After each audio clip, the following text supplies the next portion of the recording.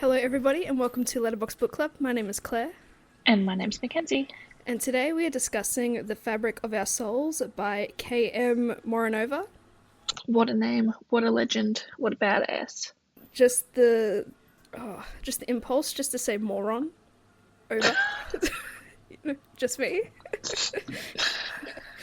Oh, you know what I have just seen on here? Harlow Sanctum #1. Oh no. Wait, where? Oh yeah, I see it. Sorry. Oh no. No! Sorry, that's giving my thoughts, feels, and emotions away. I was gonna say. No! Alright, shall I start us with the blurb? Yeah, please. I am 26 years old and I want to die. Been there. Hey, you're not special. So when I wake up at the hospital with my brother weeping over me, I know my life is about to change. What I didn't expect was to get a nurse with cruel eyes and a morbid sense of humour that surpasses my own. I'm even more surprised when I arrive at Harlow Sanctum and realise that my brother selected an unorthodox rehabilitation centre that rooms people based on their treatment plan. And my roommate is none other than the man with cruel eyes I met the day prior. I crave death, he craves life. Can two people like us cure each other? Alright, and there is a significant amount of content warning, and there is Sure, a bird. I've got them. I'll read them. I also have it, but just pre-warning, there may be a bird yapping in the background, because the door's open, because it's been fucking hot. The contents of this book may be triggering and disturbing to some readers. This is a dark romance thriller, so please do take warning that the content is for adults only. Warnings include the following. If you are sensitive to the following words, please do not continue with this story. Sick, psychopath, crazy, sane. Physical violence, explicit sex scenes, morbid humor, hate fucking, degradation, explicit gore, suicide and the desire to die, explicit at times, self-harm / thoughts of harming oneself, masochist, explicit at times, childhood, mental abuse, trauma, emotional abuse, explicit death scenes, traumatic therapy sessions, bite, kink, pain, kink. Wow. May I also add mention of pregnancy and disordered eating? Oh yeah, that's a very good point. Nope, and it's not on the other page. Alright, I thought it would be a little... And also, just like this book romanticizes rehabilitation centres and mentally unwell people falling in love is on the other side of the book. Other side of that page. And just extra emphasis that this is a dark-themed book. So if it's not for you, or you haven't read it, please go away. If you think you can't handle it, I don't know. But if not, stick around, and we'll see where this takes us. Thoughts, feelings, and emotions, Kenzie, go. I enjoyed this book. Actually, I lied. Right off the bat, how dare you? I think I loved this book. I liked it. I enjoyed it. It resonated with me. Some of it was fucking stupid, and I was like, what the fuck? But I just really enjoyed Lanston. What a name. I agree. And just his whole speech about the fabric of our souls is thin and blah, blah, blah. It felt also like that it was maybe like 3 or 4 books in one, and the author couldn't pick a storyline to focus on. But, you know, it is what it is. It was curing my ADHD brain. And sometimes that's all it takes. Yes. So long as you enjoy it for whatever reasons that resonate with you. Lovely. Yes. Your turn. Alright, my thoughts, feelings, and emotions. I feel like I've been led astray. I feel like I've been led down the path of a recovering journey, reminiscent of like The Fault in Our Stars, you know, people facing their mental illnesses and you know, fighting their inner turmoils and maybe succumbing to their darkness, whatever, and they come out of it bright-eyed, bushy-tailed, because I expected more of a journey. Although given, by the blurb and everything, a more darkened tale, considering the setting is in a, you know, rehabilitation centre and you know, all that stuff. I've read Hunting at the Line, okay? Okay. I can handle dark. No, it's not that I couldn't handle it. It's just I thought it was going to be more of just a sad healing journey where there are bumps in the road, where there's mental relapses, and it could go either way. Are they going to survive at the end of the tunnel, or are they going to want to live and fight for themselves and take inspiration from the people and the friends that they make along the way? No. Well, I thought we were getting there. And then we pivoted into this fucking Jason Friday the 13th horror knockoff. Like, what the heck happened? And then I thought the representation of the mental illnesses was like endearing through the humor, etc. But then when it gets to the end, it kind of perpetuates bad stereotypes on another form of illness, where obviously Crosby turns murderous and everything, where he's in his own realm of like issues and illness and everything like that. I did not like that glamorization of what he was going through in such a murderous, violent way, and I just thought it was stupid as well at the end.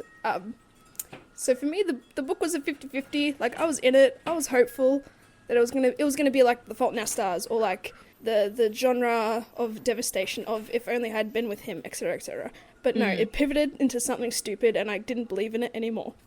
And that's my thoughts, feelings, and emotions. Amazing. I love it. Let's get into this book. All right. This book starts off with Wynne saying she has a bad heart. She was born with a bad heart. She has a heart condition. That's fine. It's not fine. Nothing really. It stresses her out. Nothing really. That's fine, because nothing really happened with that. Like, she just wanted to kill herself anyway, and it's like, just overdose on your heart meds or something. I don't know. Anyway, and then I thought that was going to be more of a bigger issue than it was, but it wasn't. Yeah, I agree. Because I thought, like, I don't know, does she have random spurts of heart palpitations or something like that? But it's just the vaguety. I think she had, like, at one point, like, she had a bit of an elevated heart rate, and then she, like, popped a med and she was fine. Yeah. The vaguety of, like, keeping her not stressed. And then her heart will be fine. But I would assume, like, yeah, being at 26 and having a heart murmur, or not heart murmur, because we don't actually know what heart condition she has, you'd think it'd be more influxed with potential hospital visits or appointments, and like that process is what makes it depressing, because you know it's not going to get better, but there was no reaction or inclination that she has stopped doing that because she wants to die. Also, I'm so sick of people just trying to kill themselves by slitting their wrists. Okay, it's not original anymore. I've seen 13 Reasons Why. I've read 13 Reasons Why. I get it. Okay, it's not original anymore. Do something more creative. Yeah, come on, people. Get more creative. Jesus Christ. I'm sorry if you're going through that, okay? We've all been there. But, like, for fuck's sake. Get it together. Get it together. Yeah, and it seems like a very violent way to go, too. So violent. And just messy. I'm going to take 75 Panadol and just go to sleep. Yeah, I agree. Yeah, we've discussed this at length. Yeah. But no, I get, Wynn's sentiment and setting up her character is all about, wanting to die, and the suicide ideation and even attempts and everything. And also, if people want to die, let them. I know, yeah, here we go. Here we go. I am of the belief, I will say it time and time again, if someone truly believes that nothing is going to help them and there is no light at the end of the tunnel for them and they want to go, I'll let them go. I've spoken about this a lot as well, because, like, I'm on the mindset of that, like, I think that it is absolutely horrible and terrible that someone gets to this situation, and the mindset that the only way that they see out is to die. Like, they can't see a silver lining, they can't see a happy ending, blah, blah, blah. Okay, but yeah, if you're at that point, just let them. Like, yeah, just like an easy GG, go next. Yeah. I'll always remember a sort of story from my old client. It was, I think we were talking about voluntary euthanasia, and then it led to a story of a sister of hers who all her life, for some reason, she was just an unhappy, like, baby, unhappy person, unhappy child, like, nothing really, like, she was just always, in a way, sad. And it led to a tumultuous short life. I think she said she died at, like, when she was 32 or something. But she couldn't hold a job, she was constantly anxious, she was depressed, and obviously not being able to keep up with a livelihood will only make you more stressed and depressed, because how are you supposed to live and not being given the chance? And so she had a really sort of miserable life, seemingly from out of nothing, unfortunately, because I'm pretty sure there was no real, like, hardships, but sometimes you don't need significant hardships to fall into a depressive behaviour. But anyway, and then she eventually took her own life, and so my client was like, well, if voluntary euthanasia had been around like way back when, like she would have been able to peacefully make that decision and GG go next, and she would have been content and happy with it. Yeah, exactly. I was listening to this podcast the other day. I'll have to send it to you because I think you'd really like it. It's a series of podcasts. But anyway, yeah, I was listening to this podcast, and it was about how like this like girl and her sisters, whatever, like they had all experienced incestual childhood sexual abuse, and then she was saying that like her older sister, like always struggled, like their dad killed themselves eventually, but anyway, he was the one who was sexually abusing them, anyway, and then so like her older sister always struggled, like had a family and stuff or whatever, like had a couple of kids, but then yeah, like couldn't hold a job, like couldn't be happy, everything was always bad, etc., etc., and then she eventually killed herself. And yeah, it's like that's so sad that she's left behind her family. It's like if you're gonna do it, maybe just like make the sacrifice to not even build a family at that point, to not have the heartbreak and then the snowballing consequence of trauma on the kids and her partner and everything. Yeah, I mean, yeah, that's fair, but what do you do? Sometimes you think you can put up with it, and then your mind just gets the better of you, and then good night. Yeah, exactly. Which is really sad and unfortunate. Damn, we've told more depressing stories than this book. Oh like, her depressing stories were much better than this book. No. But yeah, Wynn's set up to be, I want to die, because she feels too much. Too many emotions. She's over analytical. It causes anxiety. She is too sad. And then we meet Liam, who is the polar opposite. He just wants to feel. In order to feel anything, he has to self-harm and cause physical pain amongst himself. Let's talk about Liam though. Okay, so Wynn's in hospital. Then this hot nurse comes in. I hated this. And like hooks up her IV bag or whatever. Blah blah blah. But then we find out that it was Liam, and he was just like impersonating a doctor or a nurse or whatever, and it's like, in what world can a random person just walk into a hospital and then like go into like a supply area or whatever because you need like a name badge or whatever, or like a scanny doodad to get in, and it's like, ugh, like, and then there was the whole like, he's like, I heard all the nurses talking about you and I felt sorry for you, like I had to meet you, like. Yeah, it's a very, like, selfish perspective where he feels like, it's his decision to want to save her. But yeah, as soon as that sort of happened and that revelation happened really early, I was like, oh no, I've definitely been led astray. Because in what world does this actually sort of happen? Like, I know we're supposed to suspend our disbelief, but this was just really bizarre and a really weak attempt to make a cheeky sort of enigma of a character that is Liam. Like, he's able to do these elusive sort of things, and I just thought it just came off as really dumb and silly. I mean, I don't mind the whole, because he was in the hospital for his own injuries, and their sort of personal timelines has aligned. But yeah, I mean, just the whole, he decided he wanted to save her almost, and then they make that friendship, and then they even they have a smooch really early on as like a promise. I don't know, I'm just trying to think, like, it's a weird coming together situation where they could have, I feel like, have met organically at Harlow Sanctum, and they could have just been roommates and have been like, oh, what's your deal? I'm not, like, kind of like jail talk, like, what are you in for? Yeah, exactly. And then he's all like, oh, you're going to be my cure. It's like, why is it your decision? Weirdo. I didn't like Liam at all. No, I didn't really care. I didn't like Liam. But Lanston is just Wynn in male form. They have the exact same conditions, the exact same need and want to die. Oh, and then like, why it was such an unnecessary love triangle. And then because I think there was like a point as well where Wynn even said like she could love him if she'd met him first. And it's like, your love is fickle then. At this point, just write the threesome. I was waiting for it.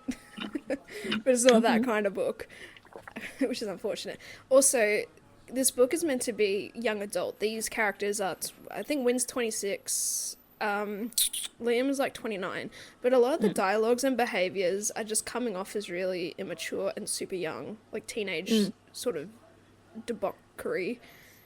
And, Debauchery, yeah. and the like. And I just really didn't feel that sort of maturity. And like some would say that's probably just the mental illness, but I feel like There's mental illness in it. but I feel like that doesn't excuse it because they're almost grown-ass adults, Mm. and they're like it's almost infantilization of them because they are unwell and because they are in a mental hospital. They can behave as such. But yeah, the weird love triangle thing, I just died. Surely, In the end, I wanted like Liam to die, and if she had to end up with anyone, like I wanted her to end up with Lanston. yeah, they could live for each other and in memory of Liam. Yeah, I would have preferred that. Yeah. I was just surprised that there was no, I suppose, more jealousy from Liam, because he comes across as that obsessive type. Like, once he sets his sights on what he wants, and he wanted Win from the get-go, obviously, I thought it was going to tear him and Lanston's relationship apart just a little bit. Mm. And, like, even towards the end, when was it? I don't know, there was something, I think when Lanston confessed feelings or something, or he told Liam about how much he loves Win. And Liam's like, the darkness is starting to itch again or something. And that's when I thought that Liam was going to have a go at Lanston. Which I wouldn't have minded because, again, Liam comes across as that, like, obsessive type. He's that, like, morally grey, super broken person and, he just wants to be loved and he wants to save everybody. But he's just not it. He is not him. How did you feel about maybe representation of like the healing journey aspect? Because a good 60% of the book is just the trivial living life in the sanctum, going to therapy, I don't fucking even it think out. that they exactly hate fucking it out and then realizing that, oh, it's love fucking. So anyway, but like I don't even think it was a healing journey because like Lanston was pretty much already healed. I don't know why he was still there. And again, and it's like at the end of the day, like they self-released. Yeah, it's involuntary. And it was just voluntary. Voluntary release because they were running, well, they were going to get Crosby or whatever. It wasn't even just, oh, I feel better now, I can leave, or like you've passed therapy, you can leave. It was a exit out of necessity. So it's like you're probably going to fall back into these dark habits. And it was just a bit of a cycle of the same sort of a thing. I've never been to a mental institution or a psych ward or anything, so I don't know what they're scheduling or what therapies really they have to offer. But I mean, surely... I'm pretty sure it was like pretty accurate to what group therapy and individual therapy and yeah, but a lot of the scenes, I didn't think there was a lot of genuine one-on-one therapy time with Win. It was always based around the group therapy and the piano sort of therapy. And everyone the music therapy. The music therapy, and everyone's just like waiting to like be cured by their song. And even then, it's like everyone knows how to fucking play piano, which is insane. Yeah, I just thought maybe we were more focused on Win's journey. Also, it took me too long to realize that Win was a woman. Yeah, it was a long time. I was like, oh, this is going to be like a little queer, dark romance. I love it. But alas, here we are. Hey, that would have made the love triangle much more better, I feel. 3 men vying for the love, for each other's love. Just turn it into a polycule or something. Anyway, yeah. And then, in between all the therapies, Win and Liam are just like weirdly hate fucking. Also, just a big qualm that I have with this book is just this, I think as you described in Your Thoughts, Feelings and Emotions, where the author has a lot of little plot points and wasn't sure where to go. We had that little murder mystery situation, missing patients, and again, it's one of those plot devices where, the Sanctum is a voluntary institution and you can come and go almost as you please, but so long as you sign out through the right procedure, otherwise you're just going to be deemed missing. Yeah. And that becomes sort of a myth amongst the Sanctum, and then Win and Liam and all that just go under this little rabbit hole investigation, which I felt wasn't really necessary. But because it was connected to Crosby, it was just seemed silly. I felt like the timelines were like kind of all over the place as well, because then it turned into this murder mystery or like a missing person mystery from the 80s or whatever, but then Crosby was involved, and then Liam was in the hospital from the Crosby attack, which was only like less than a month ago. It's like, how old is Crosby? Like, this doesn't make sense. Oh, he's younger than Liam. But yeah, it just pivoted into this weird, yeah, murder mystery horror. Yeah. And there's like a board game about this mystery. Like, Yeah, and Lanston made it, and it's just weird. Like, how long has this kid been here for? You know? yeah. And you don't really see, yeah, a lot of the, at least from Wynn's point of view, of patients coming and going. Because I'm sure, like, it would be quite an active place where people feel like, all right, they're ready to leave. And we didn't even see any examples of that through Wynn's point of view, which I've found strange. And also, it's just weird that James happens to be working for the corporation that owns all these facilities. Everything is easier when you're rich. Everything is easier when you are involved. But, but I think that's probably what James wanted to, because he felt like it was the only way to really look after his sister. And I guess that's another thing, part of Wynn's deal and wanting to die, is she feels like an extreme burden to James, because she has bouts of, yeah, attempting to kill herself, and it obviously doesn't succeed, and that causes stress and dramas in James's life, and she doesn't want him to feel that way anymore. And then, not to mention as well, that the Harlow Sanctum is like $5,000 a month or whatever. And Wynn's brother is just like, don't worry, I've got you. It's all good. I'll look after it. And because he has a business, and he's like, oh yeah, they're one of our clients. It's like, oh, what? Yeah, it's is this mental illness nepotism? Yeah. No. Of course, I say that in jest. Of course, people should take their mental health very seriously. And, you know, if you need to go to such an institution, then, you know, do what you will, do what you need to feel better. But yeah, obviously, it just makes convenience in this book too, which... Yeah, everything is easier when you're rich. Yeah, I just thought there would just be that little, maybe a bit more stress on James and his family life. But nah, it's all fine, it's all good. I'm good to just ship my sister off and pay as much as I need to. And this is the thing, that Wynn is just ignorant of this until, like, Liam points something out, or who was their main doctor slash babysitter? I forget his name. Like, he would mention aspects of the contract that she has to abide by, and she's like, what? And it's like, bro, read your fucking contracts.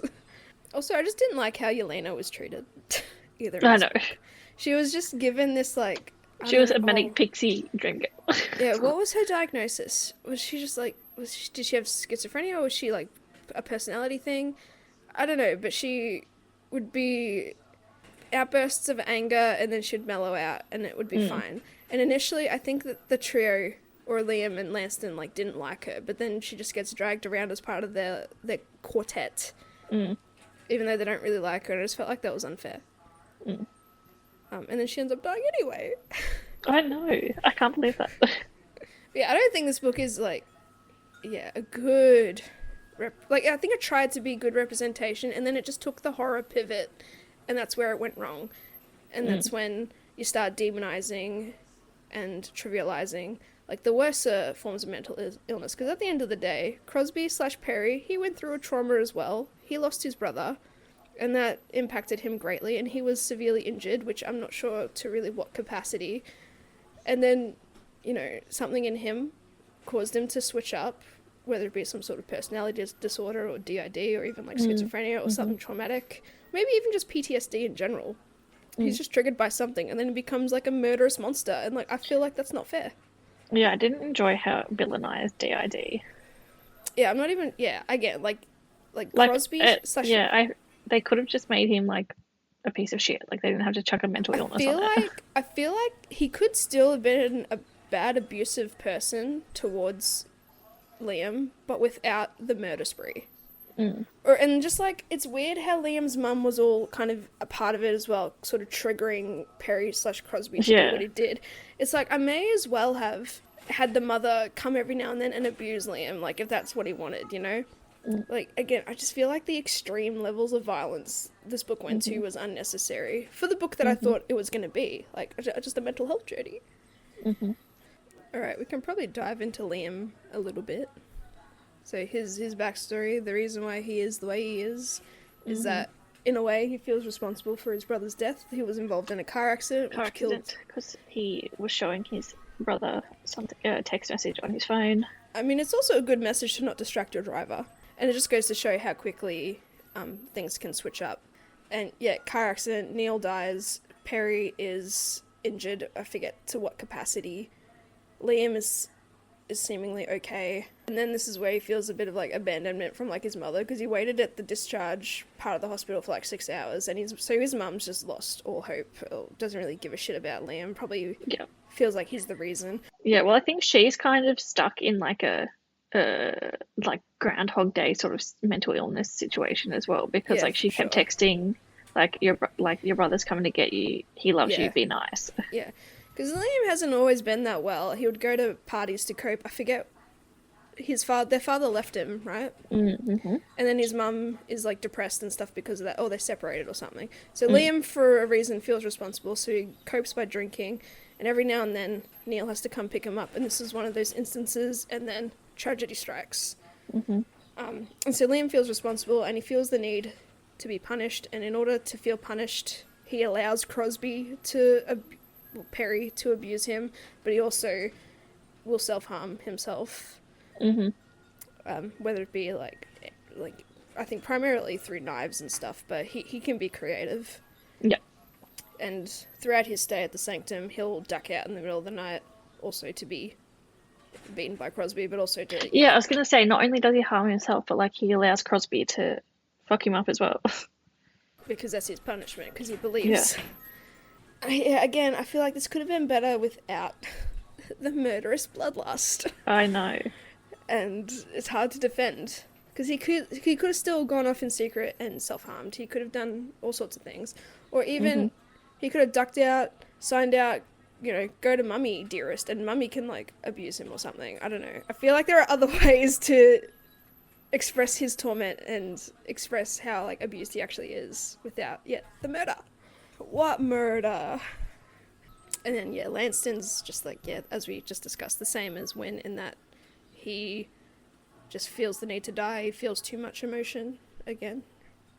And Liam doesn't really understand why these two Wynne and Lanston want to die, which must be frustrating. But he has that sort of savior complex about him, because when he met Lanston, he just felt that drawn to save him as well. Yeah. And like he literally does at one point, because Lanston does try and commit suicide at the Sanctum in a bathroom, and Liam saved his life. Yeah. And so they become an ultimate trio. They have their onyx rings, which symbolizes their friendship and their almost oath to get better together. Oh, I like the tattoos that they have as well. The tattoos were cool. I feel like tattoos and rings, you could have picked one or the other. Tattoos are good because it's more the immortalization of it. And it'd be nice to look back on, in later years as like a fond memory. But I don't think Wynne got the tattoo initially, did she? No, she got it later. Because Lanston and Liam just had the 2, and then they turned into the 3. Yeah, she was accepted into that, trio really quickly and well, because they all synergized with each other, but there was no other opportunity to really have other characters interact. It really was Wynne, Lanston, and Liam's sort of story. Yeah, I thought, it was giving as well, though, oh, I'm not like other girls, like, I can be friends with the boys, and it's like, why can't you have, like, nice girlfriends as well, like... And the clash with, like, Elena, because she has her emotional outbursts, or she's not as, like, friendly, there are some moments where they were fine together, like, they were literally dancing in the rain in the beginning, and then it's like, oh, no, she's a psychopath, stay away from her. Yeah. It's like, bro, like, you're all sick here, you can't, it's like, pick a struggle, you can't bully other people. You are literally all crazy. You're all fucking adults. And just, like, there was this huge mystery around Crosby and his relationship to the school, it may as well be a school, to this institution, and its relevance to Liam. That was, like, a big secret that was elusively written and became annoyingly apparent that, it has something to do with him. And Liam's all like, I don't want to tell anybody, this is my shit, that spiel. No, you got to be honest with your friends. Yeah, I feel like it was one of those just come clean situations. Like, what else are you gonna do? It just seems so weird. Yeah, just the book came off as really, in a way, immature. I agree. Also, where's the police? Just tell the police. You're almost 30 years old. But it's the mental illness in it. Yeah. But yeah, I don't know. I really just wanted the focus to, be on Win and then the side relationship to Liam. Oh, yeah, I wanted to see her healing journey. Like, I wanted to see where it would go. But no, it was just like, oh, I've got here. I've immediately fallen in love. See you later. We've been hate fucking. It's been great. Yeah.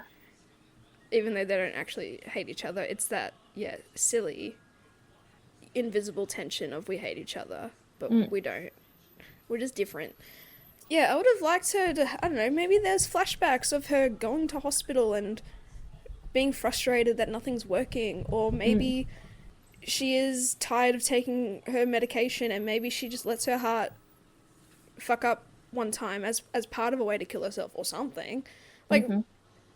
Like, there was just none of that. It was just like, take my word for it as the main character that I'm suffering and woe is me and I just want to die. Yeah. But there was no real evidence of it. And again, it's like, if she wants to die, let her. Like. And just the coveted blanket of, well, I'm a burden to my brother, so like that just amplifies everything as well. But like, James seems fine. He doesn't want you to die, but like, he seems fine to like have you around and care for you. Like, it doesn't bother him. Whereas if there was that stress where he was like, look, I can't afford to take care of you, please help yourself, like, like, have that desperation, and maybe we would have believed her a little bit more. Because oftentimes I think that's what it comes down to. The people in the family around you become desperate to want you to live because they care and they want to support you, but sometimes they can't actually tangibly help you. It comes down to wanting to help yourself. And this is where I feel like the ending also fell a little bit flat. Because in the end, I feel trauma is what brought them together. Almost dying just adds to more stress. And because they love each other, they kind of want to live for each other. And just in the end, especially when Lanston ends up dying, Rip King, sorry bud, and Wynn has that heart transfer, like, you would feel... Oh my god. I forgot about that part. Let's talk about this. You would feel owed to live. Yeah. Like, that's not healing. That's not wanting to live for yourself. Alright, I'm ready for this. I've been talking way too much. Let's talk about this. Okay, I'm going to skip to the end because, honestly, and because Poppy's losing her mind. Crosby sets fire to the Sanctum and basically fucking kills everyone. What a mega kill. 50 plus. And it's like, what did he do? He did something so that they would just be sleepy? I was skimming because I was so caught up in the tension.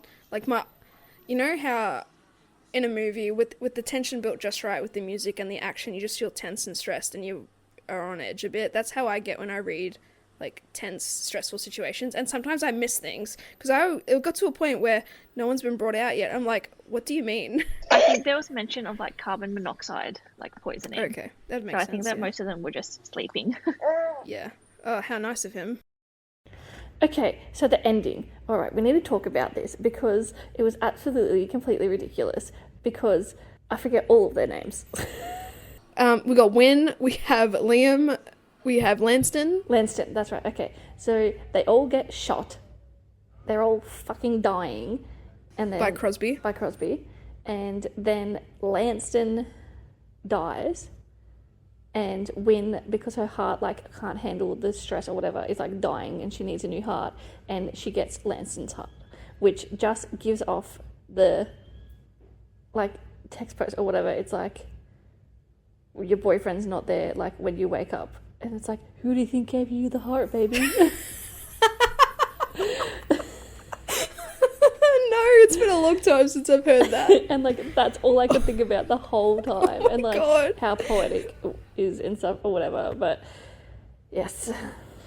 And now she can't consider suicide ever again because it would be such a waste. Exactly. And I think that's the point, but yeah.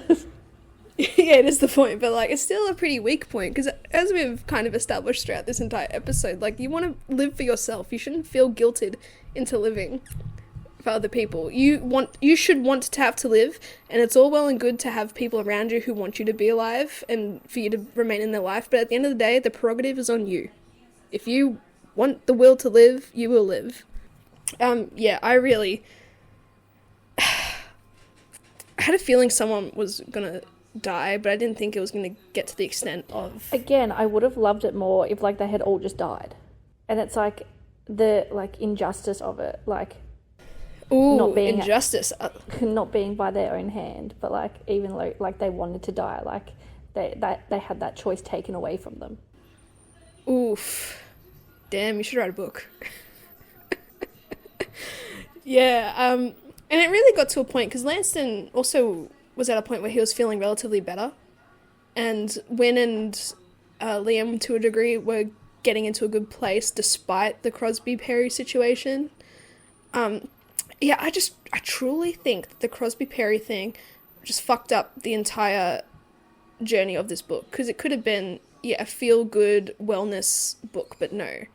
It's just fucked up their entire journey and their entire healing process, and it just messed it up so badly for me, I feel. I agree. And there was that cheeky Lanston point of view as well, which I understand the intent is to create that fast-paced sort of montage of what's happening. Everyone's confused because Liam and Perry are fighting each other for the gun, and then, gun goes off, and then there's other sort of shit happening. Cops are on the way, like, who's gonna shoot who sort of thing. Everyone's trying to save each other. Wynn's fucking dying. Yeah, it was very a tense, stressful situation, and then, the cheeky Lanston taking the bullet, or getting shot and killed and died for Wynne, essentially. But, like, how did they know when... I don't want to think about the logistical implications of, like, let's just give her his heart regardless. I feel like in a normal situation like that, you don't just give someone a heart. Anyway, that's think it. If you, like, you can, like, if you say, like, I want this to go to, like, if you have someone if someone needs a transplant and you're dying or whatever, you're like, I want this to go there. I think that overrides, like, the list. Sure, but was she ever on a transplant list? Yeah. Was it ever indicated that in an event of an emergency... Maybe not, but, like, maybe because, like, she'd been shot and stuff. I feel like this is going to sound strange, in a regular shooting situation where two people are shot and one's dead and the other one's dying, you don't just be like, alright, let's just give them the other heart. I just feel like that's a bit nonsensical. Yeah, but maybe, like, I think was Lanston...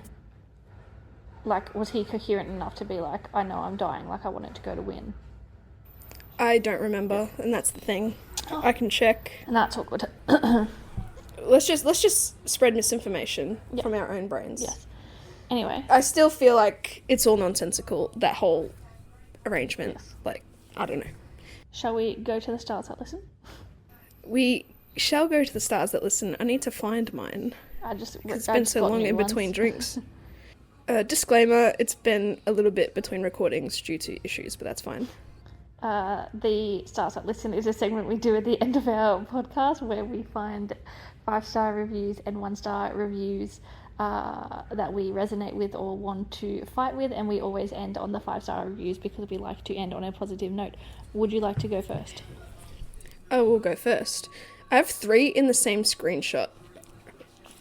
Alright, first one. What in the Wattpad was that crap? Second one. I'm done taking book recs from Tik Tok. I feel like that's just the sentiment for a lot of books we read these days. Third one. Final. I hated this book. It was super cringy and I didn't care what happened to any of the characters. Crosby was just trying to do us all a favour. Oof, I agree. I agree. Alright, your turn? Okay, so I have incredibly surface level. And then I have what I was talking about. You know those memes making fun of the 2013 Imagine post of One Direction? One is like, you just had an eye transplant and wake up from surgery. You ask, doctor, where is my boyfriend Niall? Then the doctor says, well, YN, who do you think gave you those eyes? Then it's a stock image of some woman with poorly photoshopped Niall Horan eyes burning into your soul. That was the entire vibe of this whole book. I mean, I read the whole thing. Mama didn't raise a quitter, but she also didn't raise a scholar. Take a look at my last 5 reads. My brain is slowly decaying. Oh, that's so funny. I appreciate it. All right, my 5-star review. This book just shattered my heart and healed it all at the same time. If I could give it more than 5 stars, I would. A beautiful and breathtaking story of mental health and love. We are lucky enough to find books along our reading journey that change the way we look at things, and this is one of those pieces for me. Heart emoji. Did I finish this book or did it finish me instead? I don't know how to feel. Oh my god. Love it. Cool. Alright, and that concludes this episode of Letterbox Book Club. Thank you all for listening. You will find us on Instagram at letterbox_book_club. From there you'll find our link tree in the bio where you'll find us in all the places, TikTok, YouTube and Spotify. Thank you for listening. Stay safe out there. Love you. Bye.